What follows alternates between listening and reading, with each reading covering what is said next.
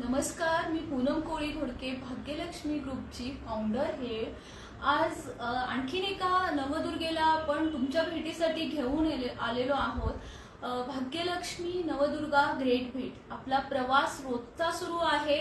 आज रविवार आहे, माहिती आहे तुम्हाला कामाचा लोड जास्त असणार आहे, सगळं स्लो मोशन मध्ये आजची कामं घरातली सुरू असणार आहे, तरी सुद्धा वेळात वेळ काढून लाईव्ह येण्याचा प्रयत्न करा आणि आजच्या नवदुर्गेला जाणून घेण्याचा नक्की प्रयत्न करा। बऱ्याच काही गोष्टी आज त्यांच्याकडून आपण जाणून घेणार आहोत, बऱ्याच गप्पा मारणार आहोत। त्याआधी आजची महत्वाची गोष्ट, स्वतःच्या आयुष्याचा एक क्रायटेरिया बनवा, काही तत्व ठेवा, ती तत्व स्वतः सुद्धा नियमानं पालन करा, ती मोडण्याचा प्रयत्न करू नका, दुसऱ्यांसाठी तर मोडू नकाच, स्वतः सुद्धा त्याची शिस्त लावून घ्या। पैसे प्रसिद्धी सगळं काही मिळवा, पण ती तत्व जोडूनच मिळवा, त्या तत्वाला लागूनच त्या गोष्टी सुद्धा मिळवत जावा।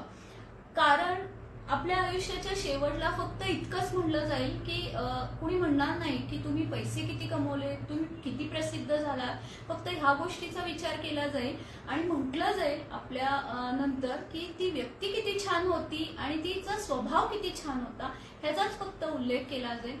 त्यामुळं ह्याचा नक्की विचार करा, जितकी तुम्हाला मदत करता येईल तितकी करा आणि स्वतःच्या तत्वाला सोडून कोणतंही काम करू नका। ह्या आजच्या महत्वाच्या गोष्टीचा नक्की विचार करा, स्वतः अंमलात आणा। आज 9वा दिवस आहे भाग्यलक्ष्मी नवदुर्गा ग्रेट भेटचा। आज एका नवदुर्गेला आपण भेटणार आहोत। आज आपण ज्यांना भेटणार आहोत त्यांची ओळख म्हणजे त्यांच्या हाताची चव हीच ऍक्च्युअली त्यांची ओळख आहे। नेहमी हसतमुख, ऍक्टिव्ह, सगळ्या ऍक्टिव्हिटीमध्ये स्वतःहून सहभाग घेणाऱ्या, किती जरी तडजोड करावी लागली तरी त्याचं ते नेहमी तरी सुद्धा त्या ऍक्टिव्हली पार्टिसिपेट असतात। भाग्यलक्ष्मीमध्ये सुद्धा खूप त्यांचं कॉन्ट्रीब्युशन आहे। आजही मला आठवतंय की ऑडिशन ठेवलं होतं भाग्यलक्ष्मीचं आणि मला काही कारणामुळे तिथं जाता येणार नव्हतं आणि मी त्यांना फक्त एक कॉल केला होता आदल्या रात्री आणि मॅडम म्हटलं होतं की ह्याची जबाबदारी तुम्ही घेता का, आणि मला थोडासा प्रॉब्लेम आहे, मी थोडं वेळाने येईल कदाचित। आणि खरोखर मला खूप प्राऊड फील होतं की अशा टीम मेंबर अजिबात कोणतंही कारण त्यांनी सांगितलं नाही आणि त्या भाग्यलक्ष्मीने ऑर्गनाईज केलेल्या मराठी चित्रपटाच्या ऑडिशनचं संपूर्ण जबाबदारी त्यांनी खूप चांगल्या प्रकारे आणि खूप त्या लवकर वेळेत जेवढी जितकी दिली होती त्याच्या लवकर त्या तिथं हजर होत्या आणि त्यांनी खूप जबाबदारी तिथली आपल्या ग्रुपची जबाबदारी, त्यांचं पर्सनली तिथं काहीही नव्हतं पण एक ग्रुपची ऍक्टिव्हिटी आहे म्हणून त्यांनी खूप छान प्रकारे ती जबाबदारी तिथे पार पाडली होती। त्या रिपोर्टिंग मॅनेजमेंटची भाग्यलक्ष्मी ग्रुप जो आहे त्याचा रिपोर्टिंग करण्याची जबाबदारी त्यांच्याकडे आहे, म्हणजे जे काही सुरू आहे त्याचं रिपोर्टिंग त्या मला करतात, म्हणजेच पूर्ण टीम मेंबर आणि ग्रुपवर त्यांचं आवर्जून लक्ष नेहमी असतं। So hello ma'am, Shilpa Shastri घाडगे मॅम आज आपल्या सोबत आहेत। त्या ओनर आहेत शिप्स किचनच्या, गेले 3 वर्ष त्या या बिझनेस करतात। बिर्याणीमध्ये त्यांची स्पेशालिटी आहे आणि बिर्याणीसाठी त्यांना ओळखलं जातं। खूप छान अशी टेस्ट त्यांच्या हाताला आहे असं मी म्हणेन, कारण मी सुद्धा त्यांच्याकडे वर्कशॉप केलेला आहे, पण तेव्हा सुद्धा मी त्यांना आवर्जून सांगितलं मॅम ती हाताची चव मात्र आम्हाला काही शिकता येणार नाहीये, तुम्ही शिकवा आम्हाला, आम्ही जरी ते कॉपी करून आम्ही जरी घरात केलं पण जे तुमच्या हाताची चव आहे ती मात्र तुमचीच राहणार आहे आणि ही खूप छान त्यांची क्वालिटी म्हणता येईल। सो मॅम आज सगळ्या महिला वर्गाला तुमची ओळख करून द्या। नमस्कार, मी शिल्पा शास्त्री घाडगे, शिल्पास किचनची ओनर, ज्यामध्ये तुम्हाला होममेड फूड मिळतं। आपलं टॅगलाईनच होममेड फूड आहे, त्यामध्ये तुम्हाला वेगवेगळ्या प्रकारचे व्हेज नॉनव्हेज वगैरे सर्व प्रकारचे पदार्थ मिळतात। नॉनव्हेज पदार्थ तुम्हाला किलोच्या प्रमाणे ऑर्डर प्रमाणे बनवून मिळतो आपण, ताजे आणि जसे घरात आपल्या बनवले जातात तसे पदार्थ तुम्हाला चवीचे बनवून मिळतात। ऑर्डर कोणतीही असू दे, तुम्ही त्यांच्याशी क्वांटिटीमध्ये जरी ऑर्डर असेल, मिनिमम किती ऑर्डर आणि मॅक्झिमम किती ऑर्डर असते आपल्याकडे? सध्या आपण नॉनव्हेजच्या ज्या ऑर्डर घेतो तो किलोवरती घेतो, अर्धा किलो पासून सुरुवात होते आपली त्याची ऑर्डरची. आणि मॅक्झिमम म्हटलं तर सध्या फक्त मी 40 पर्यंतचाच अजून हे ठेवलेलं आहे, कारण त्यापेक्षा क्वांटिटी वाढली तर क्वालिटीवरती परिणाम होईल या हिशोबाने मी त्यापेक्षाची अजून जास्त ऑर्डर घेत नाहीये. ओके. किलोच्या ह्याच्यामध्ये तुम्ही त्यांना ऑर्डर देऊ शकता. जर डिशचा विचार केला तर पर पर्सन म्हणजे 40 लोकांची जर तुमच्याकडे ऑर्डर असेल तर तुम्ही नक्की त्यांच्याशी कॉन्टॅक्ट करू शकता. कमेंट बॉक्समध्ये मी त्यांचा नंबर नक्की शो करेन. अशा महिला आहेत ज्या घरातून त्यांना हा व्यवसाय करायचा आहे, त्याचं प्रतिनिधित्व त्या करत आहे. सो तुम्हीही त्यांना प्रोत्साहन देण्यासाठी त्यांच्याकडे नक्की तुमची ऑर्डर करा. मॅम, तुमचं शैक्षणिक काही प्रवास आहे त्याच्याबद्दल जाणून घ्यायला मला खूप आवडेल. मुळातच जन्मगाव माझं सांगली आहे. सांगलीतच माझं प्राथमिक आणि माध्यमिक शिक्षण, कॉलेज शिक्षण पूर्णपणे सगळं सांगलीमध्येच झालेलं आहे. प्राथमिक शिक्षण माझं वसंत प्राथमिक मध्ये झालेलं आहे. माध्यमिक म्हणलं तर पुरोहितची मी विद्यार्थिनी आहे कन्या प्रशाला. स्कॉलर मुलींची शाळा असंही होतं त्यावेळेस. खरं सांगते, आम्ही जेव्हा शालेय मध्ये होतो तेव्हा पुरोहित कन्या म्हणजे स्कॉलर मुलींची शाळा असं म्हटलं जायचं. सांगली शिक्षण संस्था ही नावाजलेली शिक्षण संस्था आहे सांगलीतली.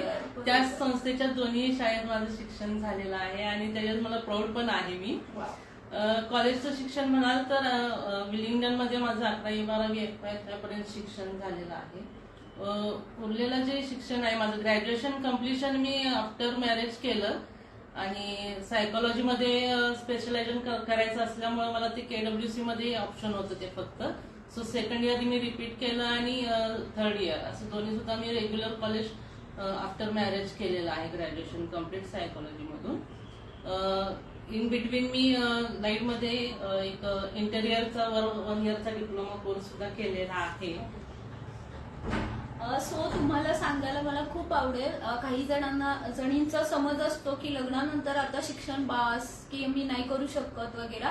सो त्याच्यासाठी हे खूप छान उदाहरण शिल्पा मॅम आज आपल्या बरोबर आहेत. त्यांनी ग्रॅज्युएशनची डिग्री जी अपूर्ण राहिली होती ती लग्नानंतर मुलीच्या आय थिंक जन्मानंतर ती पूर्ण केलेली आहे. सो तुमची जिद्द असेल तर शिक्षणाला कोणतेही बंधनं नाही, तुम्ही कोणत्याही वयात शिक्षण घेऊ शकता. सो याचा नक्की विचार करा. शिक्षणाला वयाची मर्यादा नाही. तुमची जर तयारी असेल तर तुम्ही कधीही ते राहिलेल्या डिग्र्याज किंवा जे काही तुमचं शिक्षणाची इच्छा आहे ते तुम्ही नक्की करा. पुढच्या प्रश्नाकडे आपण वळूया. फूड बिझनेस करावा असं तुम्हाला कधी वाटलं किंवा कधी क्लिक झालं की ह्यामध्ये मी माझं बिझनेस करू शकते? फूड बिझनेस हा विचार नंतर आला. ऍक्च्युली मला खूपच पहिल्यापासूनच स्वयंपाकाची खाण्याची आवड होती, तर करण्याची आवड आहेच. कारण आपल्याला हवं तसं खाणं आपण करू शकतो म्हणून ती खाण्याची आवड बरोबर करण्याची आवड जोपासली गेली. 10वी 12वी पासूनच मला स्वयंपाक जमत होता पूर्णपणे यायला आणि घरातल्या आनंदानं कौतुकानं खात होते, कौतुक करत होते. त्यामुळे असाही एक समज झाला की आपण चांगलं करू शकतोय, करतोय वगैरे. सो मुळात पहिल्यांदा घरातल्यांचा, आई बाप्पांचा, बहिणींचा वगैरे खूपच सपोर्ट झाला त्यावेळेला की मी चांगलं करतेय. तर तेव्हाच केटरिंगचा कोर्स केला गेला माझ्याकडून. इव्हन 2002 साली मे बी मी FYSY ला असतानाच केलेला होता तो कोर्स. त्यावेळेला जो उद्योग भवन तर्फे होता पूर्णपणे पंजाबी, चायनीज म्हणा किंवा चाट प्रकार्स वगैरे, व्हेज नॉनव्हेज वगैरे असे सगळे त्यामध्ये कव्हर झालेले होते. सो एक त्यावेळेला मी आवड म्हणून ऍक्च्युली तो कोर्स केलेला होता, ज्याचा उपयोग मला आत्ता होतोय की मग इतके दिवसांच्या मध्ये मी हा बिझनेस म्हणून आपण हे करावं असं नाही मनात घेतलं. पण काही कारणास्तव सेम डे आईकडनंही असं आलं की हे चांगलं जमतंय तर हे का तू हे करत नाहीस, आणि सासूबाईंकडनं सुद्धा सेम डे असं झालं. म्हणजे त्यामुळं थोडंसं डबल माझ्यावरती आलं आणि मला असं वाटलं की नाही खरंच मग इतका जर त्यांनी विश्वास दाखवतात तर का नाही आपण हे करावं म्हणून. आवडच होती खाण्याची, कुकिंगची. ही आवड त्यांनी बिझनेस म्हणून स्वीकारली पुढे जाऊन, आणि कौतुकाची थाप ही घरातल्यांकडून मिळाल्यामुळे कदाचित त्या इन्करेज झाल्या आणि त्यांना असं वाटलं की आपण ह्या गोष्टी बिझनेस ऍज अ बिझनेस म्हणून करू शकतो. आणि त्यांनी हा त्यांचा बिझनेसचा प्रवास सुरू केला, जो आज तागायत सुरू आहे. 2002 साली त्यांनी तो कोर्स केलेला आहे. एक आवड आणि एक छंद म्हणूनच तो शिकायचा म्हणून शिकलेले आहेत, पण पुढे जाऊन त्यांना ह्याचा खूप उपयोग झालेला आहे. त्यामुळे शिकत राहा, कोणत्याही संधी सोडू नका शिकण्यासाठी. कधी ना कधी शिकलेल्या गोष्टीचा उपयोग नक्की होतो. फूड म्हणजे क्वालिटी आली, तर तुम्ही क्वालिटी मेंटेन करण्यासाठी काय काय काळजी घेता किंवा काय करता? मी मगाशी म्हणल्याप्रमाणे आपली शिल्पा किचनची टॅगलाईनच होममेड फूड आहे. तर घरात आपण घरातल्यांसाठी ज्या प्रेमानं आणि ज्या काळजीनं पदार्थ करतो, की जेणेकरून चांगलं तेल वापरलं जावं, चांगले मसाले वापरले जावे, धान्य वगैरे बाकीचे सगळे चांगल्या पद्धतीने वापरले जावे, ही सगळ्यात महत्वाची काळजी मी घेते. कारण क्वालिटी आहे तर कस्टमर आहे. माझी क्वालिटी कंटिन्युटी आहे, म्हणूनच माझ्याकडे माझे कस्टमर रिपीट परत येतात, ज्यावर जाऊन मला सांगतात की खरोखर तुमचं क्वालिटी आहे जेवणाची वगैरे.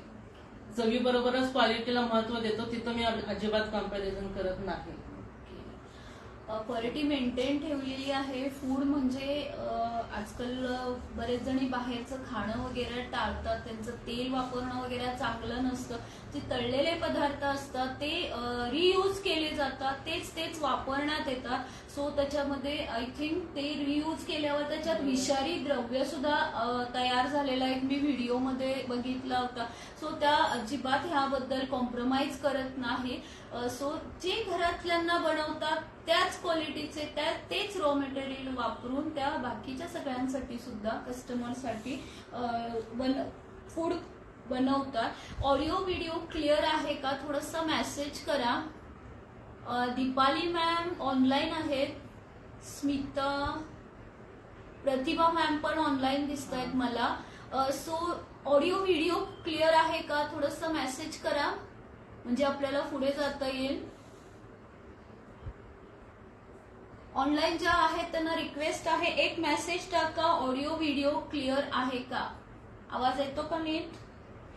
पुढच्या प्रश्नाकडे आपण वळूया. मार्केटिंगसाठी सुरुवातीला सगळ्यात प्रश्न मार्केटिंगचाच येतो. सो मार्केटिंगसाठी लेडीजला तर खूप येतो. सो मार्केटिंगसाठी काय काय फेस करावं लागतं, काय काय प्रॉब्लेम्स आले तुम्हाला? मी मगाशी म्हणलं तसं की केटरिंगचा कोर्स केला होता त्यावेळेला ज्यावेळी मी केटरिंगचा कोर्स केला होता त्याला त्यांनी मार्केटिंगची जी पद्धत आणि जे हे सांगितले होतं ते आत्ताच्या यामध्ये तितकंसं लागू होत नाही. तर पहिल्यांदा मी बिझनेस करताना मला पहिला प्रश्न तोच होता की मार्केटिंग कसं करायचं. कारण माझ्या आजूबाजूचे जे ओळखीचे आहेत ह्या सगळ्यांना माझ्या हातची चव माहीत आहे, ते करणारच माझ्याकडे ऑर्डर. पण ज्यांना माहीत नाही, ज्यांनी कधी माझ्याचं खाल्लेलं नाही, त्यांच्यापर्यंत ते कसं पोहोचणार? तर माझ्या ओळखीच्यांबरोबर आणखीन काही आपल्याला कस्टमर्स मिळावेत या हेतून सोशल मीडियाचा थोडासा वापर करायला चालू करावा असं मला वाटलं. पण त्यासाठी आणखी मोठं व्यासपीठ मिळावं या दृष्टिकोनातनं भाग्यलक्ष्मीचा ग्रुप मला मिळाला. मी फार आवर्जून उल्लेख करेन, कारण सगळ्यात पहिलं माझं मार्केटिंगचं व्यासपीठ म्हणलं तर भाग्यलक्ष्मीचा ग्रुप हाच होता. आणि आजही सगळ्यात मोठं माझं मार्केटिंगसाठी मी वापर भाग्यलक्ष्मीच्या ग्रुपचाच करते. मार्केटिंग जसं त्यावेळेला त्यांनी सांगितलं होतं तसं मी मगाशी आणखी एक उल्लेख करायचं विसरले. क्वालिटी मेंटेन कशी करता? मी जो कोर्स केला होता केटरिंगचा मी माझ्या आवडीसाठी केला होता की त्याच्यामध्ये सगळे प्रकार शिकवले जातात म्हणून मी केला होता. आणि पप्पांनी या हेतूनं मला त्या कोर्सला घातलं होतं की मागे पुढे तुला ह्याचा उपयोग होईल, झाला नाही पण तुला आवडते तर हे सगळं शिकून घे, ह्या हिशोबाने केला होता. मग तेव्हा त्यांनी क्वालिटी, क्वांटिटी, मार्केटिंग वगैरे हे सगळं व्यवसाय करण्याच्या उद्देशाने शिकवलं होतं. तसं आता मला करताना थोडासा त्यामध्ये मी एवढाच बदल केला की त्यांनी व्यवसाय करताना मग कुठं कॉम्प्रोमाइज करायचं आणि कुठं नाही हेही सांगितलं होतं. फक्त ते कॉम्प्रोमाइज मी केलं नाही, म्हणूनच आता मी एवढी चांगली क्वालिटी देऊ शकते माझ्या कस्टमर्सना. कारण ते त्यांनी सांगताना बिझनेसच्या उद्देशाने शिकवलं होतं आम्हाला, पण मला बिझनेस बरोबर ती चांगली क्वालिटी द्यायची होती सर्वांना. तर सगळ्यात महत्वाचं माझ्यासाठी आपण स्टार्टिंगला जो तत्वाचा आपण उल्लेख केला आजच्या महत्वाच्या गोष्टीमध्ये, सो त्यांनी त्यांची तत्व सोडलेली नाहीये. बिझनेस करायचा आहे पण आपली तत्व नाही त्याच्याबरोबर. फक्त प्रॉफिट पैसा मिळवणे हा त्यांचा अजिबात हेतू नव्हता. सो त्यांनी त्याच्याबद्दल अजिबात कॉम्प्रोमाइज केलेलं नाही. मार्केटिंगसाठी त्यांना सोशल मीडियाचा खूप उपयोग झालेला आहे. कारण घरातला व्यवसाय होता हा. खूप काही मोठा म्हणजे प्लॅटफॉर्म प्रेझेंटेशन करण्यासाठी सोशल मीडिया हे खूप छान प्लॅटफॉर्म आहे. आपण अनोळखी लोकांपर्यंत आपला बिझनेस इझिली पोहोचवू शकतो. सो मार्केटिंगसाठी आय थिंक माउथ पब्लिसिटी सुद्धा खूप छान रोल प्ले बरोबर. हा भाग्यलक्ष्मीच्या माध्यमातूनच म्हणा किंवा असंही सगळ्यात जास्त मोठी सोशल मीडिया बरोबर ती माउथ पब्लिसिटी पण होते. म्हणूनच ऍक्च्युली मार्केटिंगसाठी मी हे जॉईन केलेलं. ज्यांनी ऍक्च्युली यांची टेस्ट बघितलेली आहे ते जाऊन आणि 4 लोकांना सांगतात की खूप छान यांच्याकडे मिळतं. सो तुम्ही यांच्याकडे तुमच्याकडे कार्यक्रम असेल तर यांच्याकडे नक्की ऑर्डर द्या. ही माउथ पब्लिसिटी जी आहे ना ती खूप इम्पॅक्ट करते. सो त्यामुळे क्वालिटी मेंटेन ठेवा. ते सांगण्यासाठी पुढच्या लोकांना सांगण्यासाठी सुद्धा खूप तुमची क्वालिटी मेंटेन ठेवणं हे खूप छान आहे. तुम्ही कुकिंगचे वर्कशॉप सुद्धा घेता, त्याबद्दल काय सांगाल? कुकिंगचे वर्कशॉप हे सुद्धा खरं तर माझ्यासाठी थोडस अवघड होतं म्हणायला पाहिजे. अवघड म्हणण्यापेक्षा कसं की करता तर आपलं करायला खूप छान येतं, खायला घालायला खूप छान येतं, पण ते शिकवण्याची टॅक्ट लागते जी वर्कशॉपसाठी. त्यासाठी सुद्धा कॉन्फिडन्स मला माझ्या फ्रेंड्सकडून आणि बरोबरच पूनम मॅडमकडनं सुद्धा मिळाला. कारण पहिलं माझं वर्कशॉप मी त्यांच्याच अंडर चालू केलेलं होतं. आपण वर्कशॉप तर घेतोय त्यामुळे इतका कॉन्फिडन्स माझा वाढला की खरोखरच अजून वर्कशॉप आपल्याला घ्यायचे आहेत. घेतलेले पण आहेत हे अगोदर, त्याशिवाय आणखी की अजून पुढेही आपण वर्कशॉप प्लॅन करतोच आहोत. थोडस वेळेचं आणि आपलं स्पेशालिटी नॉनव्हेजची असल्यामुळं डिमांड जास्त नॉनव्हेजच्या वर्कशॉपला असल्यामुळं थोडस दिवस आणि वेळ बघून मला ठरवावं लागतं ते. त्यामुळे थोडस अजून डिक्लेअर केलं की आपण सांगू ज्याला ठरेल तेव्हा. आणि आय थिंक तुम्ही आता जस्ट जॉब सुद्धा जॉईन केलाय. सो या सगळ्याची त्यांची इतकी तारांबळ उडते आहे. Business, family, job plus workshop plus order इतक्या सगळ्या आता खूप छान प्रकारे मॅनेज करताय. आणि करायची इच्छा असेल ना तर खूप छान करूच शकतो आपण, नक्की करू शकतो. तुमचं फ्युचर प्लॅनिंग काय आहे त्याबद्दल काय सांगाल? फ्युचर प्लॅनिंग म्हणाल तर मग आता म्हटलं तसं वर्कशॉप तर आपल्याला पुढे अजून वाढवायचे आहेत. कारण त्यासाठी बरेच डिमांड येते माझ्याकडं. क्लासेस घ्या किंवा वर्कशॉप कधी घेताय म्हणून बरेचदा विचारणं होते स्टुडंट्सकडनं मला. तर फक्त त्यासाठी दिवस आणि वेळ ठरवायचं अवधी आहे. तर वर्कशॉपचं प्रमाण पुढे आपण वाढवणार आहोत अजून. प्लस जे ऑर्डर्स मध्ये म्हणाल तर आणखी थोड्याशा मोठ्या प्रमाणावर आपल्याला काय करता येईल क्वालिटी तशीच मेंटेन ठेवून, यासाठी सुद्धा माझा थोडा विचार चालू आहे. सो त्यावरती आता आपण वर्क करतोय. ओके, ठीक आहे. आणि बिझनेस वुमेन्सला काय सांगाल? आता बघणाऱ्या पण बरेच आहेत. भाग्यलक्ष्मीच्या टीम मेंबर, ग्रुप मेंबर खूप सगळ्या बिझनेस करणाऱ्या आहेत. सो त्यांना तुम्ही काय सांगाल? बिझनेस वुमन्स म्हणण्यापेक्षा सगळ्याच स्त्रियांना पण मी म्हणेन बिझनेस वुमन्स बरोबर. बिझनेस वुमन म्हणाल तर ग्रुपच्या मध्ये मगाशी मी थोडासा उल्लेख करायचं राहिलं म्हणण्यापेक्षा मी मागं ठेवलं. बायकांचे पाय ओढतात असं म्हणतात बरेच जण, पण माझा अनुभव फार वेगळा आहे. मला सपोर्ट करणाऱ्या सगळ्या स्त्रियाच आहेत. घरातल्या असतील, बाहेरच्या असतील, मैत्रिणी असतील म्हणा किंवा आपल्या टीम मेंबर्स असतील. कारण त्यांच्याकडून भरपूर मला सपोर्ट मिळालेला आहे. एकमेकीला बरेच मदत करतो आम्ही. माझ्या कॉम्पिटिटर जरी असल्या तरी सुद्धा कॉम्पिटिटर प्रमाणे आम्ही कधीच एकमेकीला भेटत नाही किंवा मागत नाही. तसं कुणाची एकमेकीची ऑर्डर असेल काय असेल तर भरपूर एकमेकीला सपोर्ट होतो. तर हा सपोर्ट फक्त कायम ठेवा. एकमेकीसाठी सगळ्या जणी नक्कीच स्त्रिया पुढे जातील. वाव, खूप छान सल्ला त्यांनी दिलेला आहे. खूप छान त्यांचे विचार मांडलेले आहेत त्यांनी. भाग्यलक्ष्मीची कन्सेप्ट सुद्धा सेम आहे. जे आपल्याला टॅग लागलेला आहे की आपण एकमेकींना इच्छा करतो, एकमेकींना पुढे जाण्यासाठी मदत करत नाही, ह्या विचारांना आपण खोडून टाकायचं आहे. आपल्यावर जे टॅग लागलेलं आहे ते खोडून टाकायचं आहे. आपल्याला एकमेकींची मदत करत पुढे जायचं आहे. ईर्ष्या, कॉम्पिटिशन यामध्ये काहीही नाहीये. एक वेळ येईल तुमच्या सुद्धा आयुष्यात आणि हे खूप चांगल्या प्रकारे तुम्हाला कळेल. मिळून जे काही काम आपण करू, एकमेकांना मदत करून जितकं काम, जितकं आउटपुट आपण देऊ ते त्याचं खूप चांगलं फळ सुद्धा आपल्याला मिळेल आणि ती सक्सेस खूप छान असते. सो याचा नक्की विचार करा. भाग्यलक्ष्मीचा टॅगलाईन आहे हेल्प ईच अदर म्हणून. सो एकमेकींना नक्की विचार करा. आजच्या नवदुर्गेला आपण भेटलेलो आहोत, तिला जाणून घेतलेलं आहे. खूप छान असं त्यांची पर्सनॅलिटी आहे, खूप छान त्यांचं काम आहे. सो आणखीन काही बोलायचं आहे का तुम्हाला? बोलायचं म्हणजे कसं आहे, थोडंसं बिझनेस वुमन आणि स्त्रिया म्हणून ज्या वेळेला आपल्याला बिझनेस वुमनच्या अगोदर आपण स्त्री असतो त्यावेळेला आपल्याला घर आणि हे दोन्ही सांभाळायचं असतं. तर बरेचदा कदाचित ह्याच सगळ्या अडचणी बघून आई वडिलांना असं वाटत असतं की आपल्याला मुलगीच्या ऐवजी मुलगा व्हावा म्हणून. तर अशा ज्यांचे विचार आहेत पूर्वीच्या बायका, त्यांना आज कळत असेल की मुलांकडे बघून त्यांच्या की आपण मुली असणाऱ्यांना काय म्हणत होतो आणि ज्यांना मुलगा नाही त्यांना आपण काय म्हणत होतो आणि आता मुलगा असून आपली सध्या परिस्थिती काय आहे हे त्यांना जर कळत असेल आता, तर नक्कीच त्यांना पश्चाताप झाला असेल आपण त्यावेळी केलेल्या प्रश्नाचं. कारण हे माझ्या सुद्धा आयुष्याचं हे आहे, कारण आम्ही सुद्धा स्वतः तिघी बहिणीच आहोत. मला सुद्धा मुलगी झाल्यावरती बरेच जणांचा प्रश्न होता तो.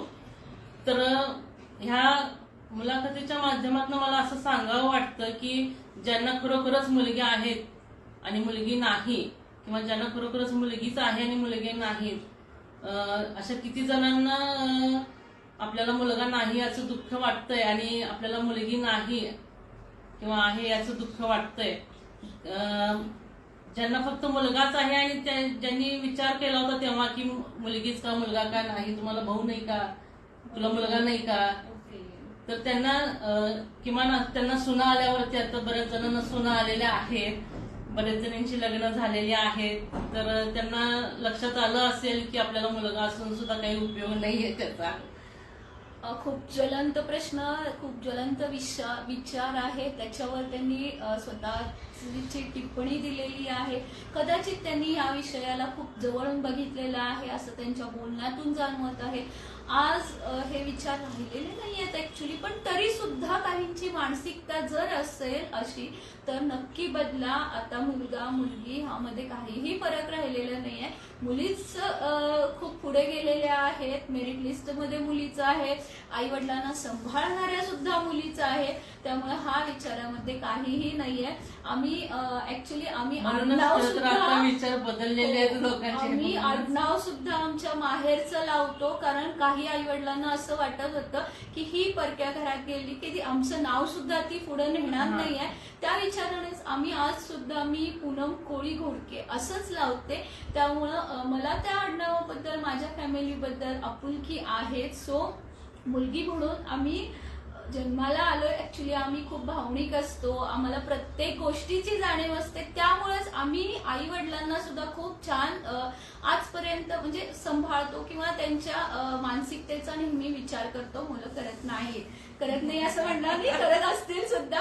हा काहीतरी इश्यू व्हायला नको मी असं बोलले म्हणून. सो आता हे विचार राहिलेले नाहीये. खूप छान असा विचार त्यांनी मांडणार आहे. तुम्ही ऍक्च्युली लक्षात घेतलं असेल आजपर्यंत ज्या काही नवदुर्गा आपल्या सोबत बोलण्यासाठी आलेल्या आहेत त्यांची स्वतःची एक विचार करण्याची खूप ठाम असं वृत्ती आहे आणि त्यांना आपण ऍक्च्युली मला खूप आज आनंद होतोय की मी हे प्लॅटफॉर्म दिलं आणि माझं मोठेपण नाही सांगत आहे, पण हे प्लॅटफॉर्मची गरज होती जिथं त्या स्वतःचा विचार आज येऊन मांडत आहेत. सो खूप छान आहे. खूप छान वाटतंय सगळ्यांची गप्पा मारून. आजचा प्रवास आपण आता इथे थांबवत आहोत. उद्या एका नवदुर्गेला आपण भेटणार आहोत. मिसेस स्मिता देसाई मॅम एक डॅशिंग पर्सनॅलिटी, एक खूप टॅलेंटेड पर्सनॅलिटी आहे. कोटक कंपनीमध्ये त्या काम करतात. सिनियर एक्झिक्युटिव्ह असोसिएट आहेत त्या. सो त्यांना उद्या जाणून घेणार आहोत. त्यांच्याशी खूप छान अशा गप्पा मारणार आहोत आपण. उद्या 1 वाजता तुम्ही नक्की या. भाग्यलक्ष्मी गरबा आणि दांडियाचा इव्हेंट आहे आपला 22 तारखेला संध्याकाळी 4 वाजता. त्याला तुम्हाला सगळ्यांना इन्व्हिटेशन आहे. सगळ्या महिलांनी तो इव्हेंट जॉईन करा. 4 वाजता हॉटेल ककून येथे आहे. त्यासाठी आम्ही वर्कशॉप सुद्धा ठेवलेला आहे. मिसेस रुपाली सारडा यांच्या अंतर्गत तो वर्कशॉप होणार आहे. उद्यापासून त्या वर्कशॉपची सुरुवात होणार आहे. सो त्याच्यासाठी सुद्धा तुम्ही नक्की कॉन्टॅक्ट करा. तुम्हाला सांगायला खूप मला छान वाटेल की हा जो पूर्ण इव्हेंट आहे तो फ्री एंट्री आहे. पण माझ्या ज्या टीम मेंबर आहेत, मी माझ्या म्हणते त्यांना, माझ्या टीम मेंबरनी कॉन्ट्रीब्युशन काढून, हे माझं वैयक्तिक तिथं नाहीये काहीही रिस्पॉन्सिबिलिटी किंवा फायनान्शियल रिस्पॉन्सिबिलिटी, ह्या सगळ्यांनी तुमच्या म्हणजे सगळ्या महिलांसाठी एक एन्जॉयसाठी प्लॅटफॉर्म पाहिजे म्हणून ह्या सगळ्या टीम मेंबरनी कॉन्ट्रीब्युशन काढून हा इव्हेंट तुमच्यासाठी ऑर्गनाईज केलेला आहे. मी खूप प्राऊड फील करते की असे टीम मेंबर माझ्या ग्रुपमध्ये आहेत. सो नक्की या. Thank you so much. लाईक करा, शेअर करा, नक्की कमेंट करा. ह्यांचा नंबर मी कमेंट बॉक्समध्ये नक्की देईल. तुमचे काही ऑर्डर्स असतील तर नक्की कॉन्टॅक्ट करा. सो धन्यवाद.